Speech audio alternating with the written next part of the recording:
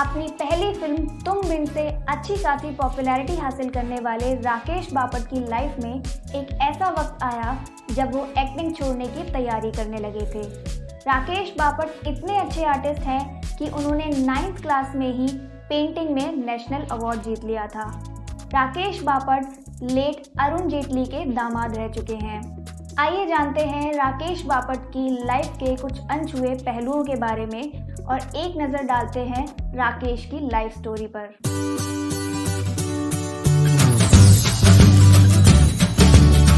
राकेश का real name Rakesh Vashishtha है। उनका जन्म 1 सितंबर 1978 को अमरावती में हुआ था।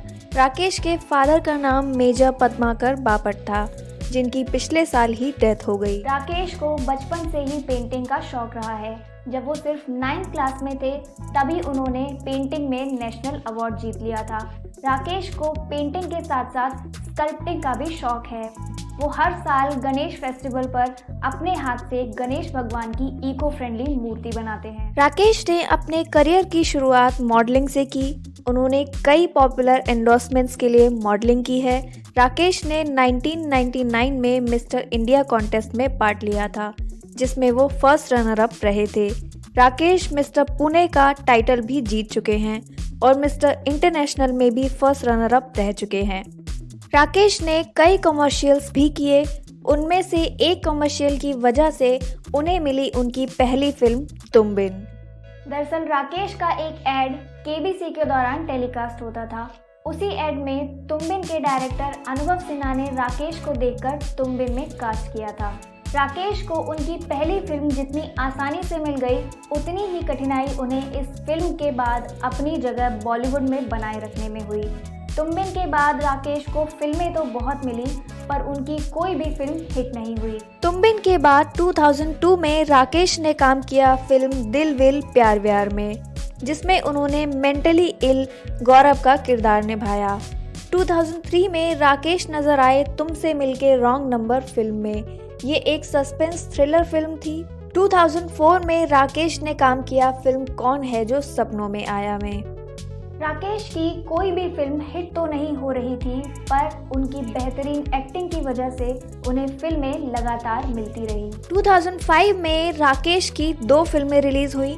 कोई मेरे दिल में है, जिसमें उनके साथ उनके तुम बिन के को एक्टर प्रियांशु चैटर्जी भी थे, और नाम गुम जाएगा, जिसमें उनके ऑपोजिट दिया मिर्जा थी।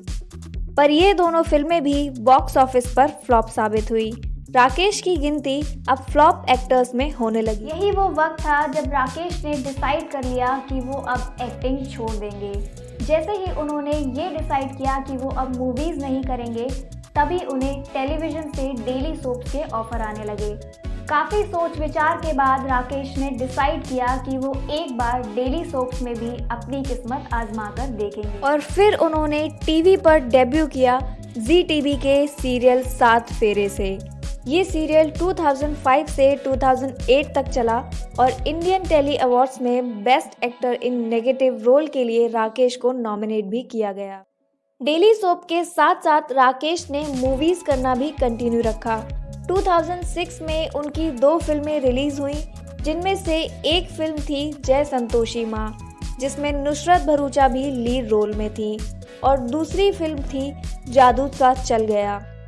7 फेरे के ऑफ एयर होने के बाद 2008 में राकेश नजर आए एनडीटीवी इमेजिन के सीरियल एक पैकेट उम्मीद में।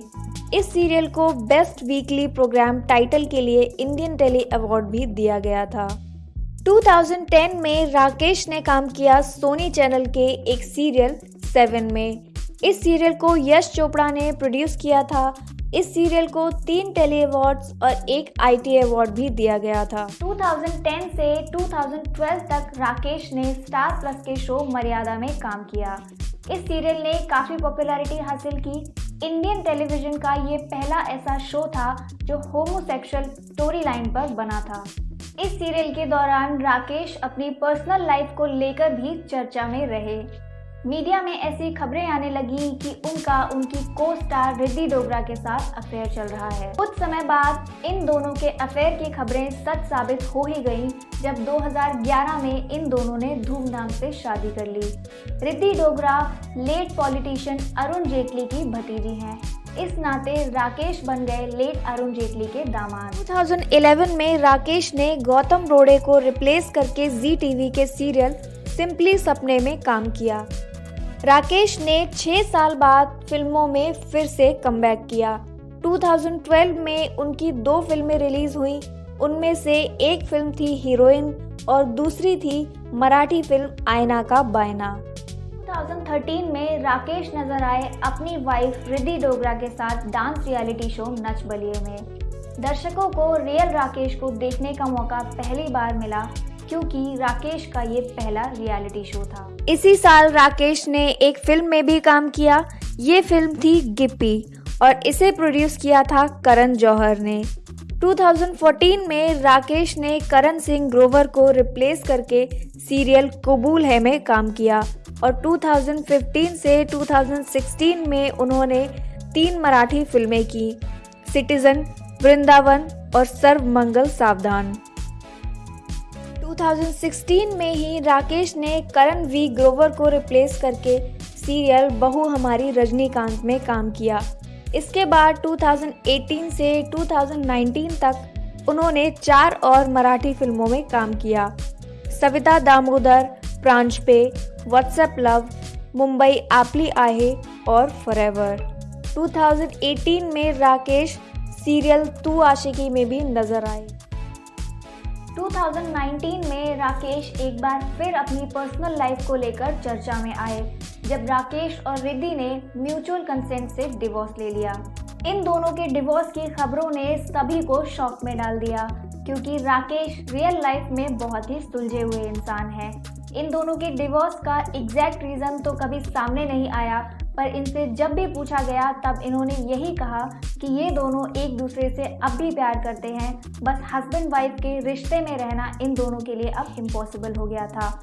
ये दोनों अब भी दोस्त हैं और हमेशा रहेंगे। राकेश और रिद्धि डिवोर्स के बाद भी पार्टीज में एक दूसरे के साथ अक्सर नजर आते हैं और सोशल मीडिया पर भी ये दोनों एक दूसरे के साथ पिक्चर्स शेयर करते हैं। इस सब से यही साबित होता है कि इन दोनों ने अपने डिवोर्स को बहुत ही सेंसिबली हैंडल किया है। इसके अलावा राकेश नॉन प्रॉफिट ऑर्गेनाइजेशन श्यामची आई फाउंडेशन से भी जुड़े हुए हैं, जिसके थ्रू वो कई ज़रूरतमंद बच्चों की मदद करते हैं। राकेश अब नजर आ रहे हैं controversial reality show big boss में। बिग बॉस में राकेश की एंट्री ने सभी को चौंका दिया क्योंकि राकेश रियल लाइफ में बहुत ही काम और कंपोज किस्म के इंसान हैं और इस तरह के लोगों को शो में काफ़ी ह्यूमिलिएशन का सामना करना पड़ता है। बिग बॉस में जाने से पहले राकेश ने एक इंटरव्यू में बताया कि उन्होंने बिग बॉस के बारे में बहुत कम लोगों से ही शेयर किया था। उन्होंने जब इस बारे में रिद्धि से शेयर किया तो रिद्धि राकेश के लिए काफ़ी परेशान हो गई। उन्होंने राकेश से एक ही सवाल पूछा कि तुम वहां जाकर क्या करोगे, क्योंकि राकेश का नेचर रियलिटी शोज के कंटेस्टेंट्स के नेचर से बहुत अलग है। रिद्धि का राकेश के लिए वरीड होना काफ़ी हद तक सही भी था क्योंकि राकेश जब से शो में आए हैं वो काफ़ी कंफ्यूज दिख रहे हैं, लेकिन राकेश अपने गुड लुक्स और शांत नेचर से व्यूअर्स का ध्यान अपनी ओर खींचने में कामयाब रहे हैं और शो में बनी राकेश की कनेक्शन शमिता के साथ उनकी केमिस्ट्री भी लोगों को बहुत पसंद आ रही है। रिसेंटली एक एपिसोड में उन्होंने अपनी डिसेबिलिटी को लेकर एक खुलासा भी किया। दरअसल शो की शुरुआत से ही सभी कंटेस्टेंट्स राकेश का काफ़ी मजाक उड़ाते आए हैं कि उन्हें चीज़ें काफ़ी स्लो समझ में आती हैं। इस बात को लेकर उन्होंने बताया कि वो बचपन से ही डिसलेक्सिक हैं। बचपन से ही उन्हें चीज़ों को समझने में काफ़ी ज़्यादा समय लगता था। राकेश के पेरेंट्स उन्हें डिफरेंटली एबल्ड बच्चों के स्कूल में डालने के बारे में भी सोचते थे, पर राकेश के अंदर कुछ टैलेंट्स इतने अच्छे थे कि उनके टैलेंट्स ने उनकी डिसेबिलिटी को कवर कर दिया, पर इस वजह से उनका बचपन काफ़ी तकलीफ़ों भरा रहा। राकेश और शमिता की इक्वेशन को देखकर साफ दिख रहा है कि वो दोनों एक दूसरे को पसंद करने लगे हैं। पर दोनों ही स्ट्रॉन्ग ओपिनियटेड इंडिविजुअल्स हैं, इसलिए दोनों में काफ़ी मिसअंडरस्टैंडिंग्स भी देखने को मिल रही हैं। हाल ही में शिल्पा शेट्टी ने राकेश और शमिता के रिलेशन के बारे में बयान दिया। उन्होंने कहा कि उन्हें वो दोनों साथ में काफ़ी क्यूट लगते हैं और उनकी केमिस्ट्री भी काफ़ी क्यूट है। आपको क्या लगता है, क्या राकेश अपने शांत नेचर और जेंटलमैन इमेज से दर्शकों का दिल जीत पाएंगे, या राकेश भी अपने सब्र का बांध तोड़कर दूसरों की तरह चीखना चिल्लाना शुरू कर देंगे? और क्या आपको लगता है कि राकेश फाइनल्स में अपनी जगह बना पाएंगे?